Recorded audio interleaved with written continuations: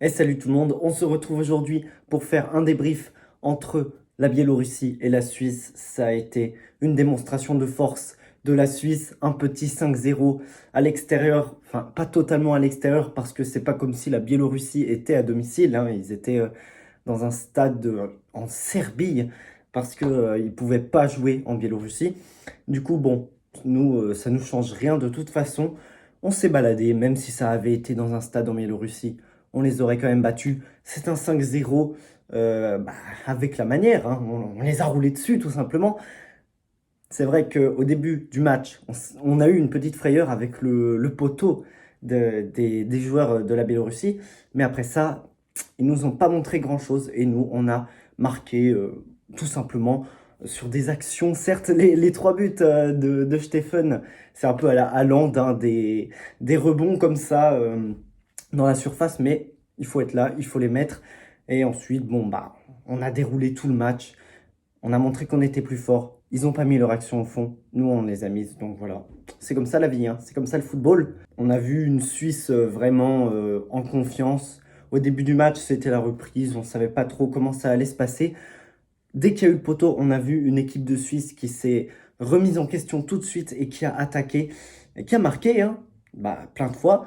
Et, franchement, ce qu'on a vu, c'était très très bien. On commence parfaitement ces qualifications. On est premier du groupe avec une différence de but de plus 5, hein, du coup. De toute façon, on sait bien que normalement, on devrait finir premier de ce groupe, hein, à moins d'une catastrophe. Parce que si on n'arrive pas à battre des équipes comme la Biélorussie, comme Andorre, comme le Kosovo, il faudra vraiment se poser des questions. Mais pour l'instant, on commence parfaitement. Les autres résultats, c'était la Roumanie qui s'est imposée 2-0. Il y a eu 1-1 entre le Kosovo et Israël. Du coup, nous, on est premier, comme j'avais déjà dit. Du coup, c'est très très bien. Le prochain match, c'est contre Israël à domicile. Du coup, ça aussi, ça devra être une victoire. Et normalement, ça le sera, même si on a des absents, comme Mbolo, hein, qui n'était pas là aujourd'hui. À la place, on a eu Eaton en attaque, qui a été moyen. J'ai trouvé d'habitude, il est très très bon. Aujourd'hui, j'ai pas trouvé qu'il était très présent dans le jeu. Il n'a pas eu des énormes occasions. Stephen, de son côté, lui, bien sûr, un très très bon match avec un triplé, 3 buts pour lui en première mi-temps. C'était franchement un très très bon match de sa part. Il a été actif, il a été là où il fallait. C'est ce qu'on demande à un attaquant et il l'a fait parfaitement. Peut-être que Murat Yakin aurait pu le changer plus tard pour peut-être qu'il inscrive un quatrième but, hein, pourquoi pas, pour être au premier au classement des buteurs, parce qu'il y a d'autres joueurs qui ont inscrit des triplés dans cette première journée. Mais c'est pas grave, on n'est pas là pour les stats individuelles, ce qui compte c'est l'équipe, et l'équipe, elle a gagné 5-0, donc c'est parfait. Un joueur qui m'a fait plaisir, c'est bien sûr Ricardo Rodriguez, qui retrouve un peu la forme. Effectivement, c'est contre la Biélorussie, mais franchement, il a été très très bon, il a été actif, offensif, et sûr défensivement lors des seules attaques qu'a fait la Biélorussie.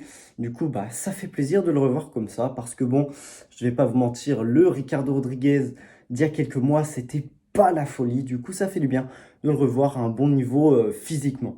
On a vu un milieu de la Suisse aussi très bon, qui avait la maîtrise sur le ballon, sur le jeu. On a vu un Granit Xhaka très très bon, comme il le fait depuis le début de la saison avec Arsenal. Il le refait avec la Suisse, donc c'est parfait. Un Zakaria un peu limite parfois, mais franchement, il était là défensivement.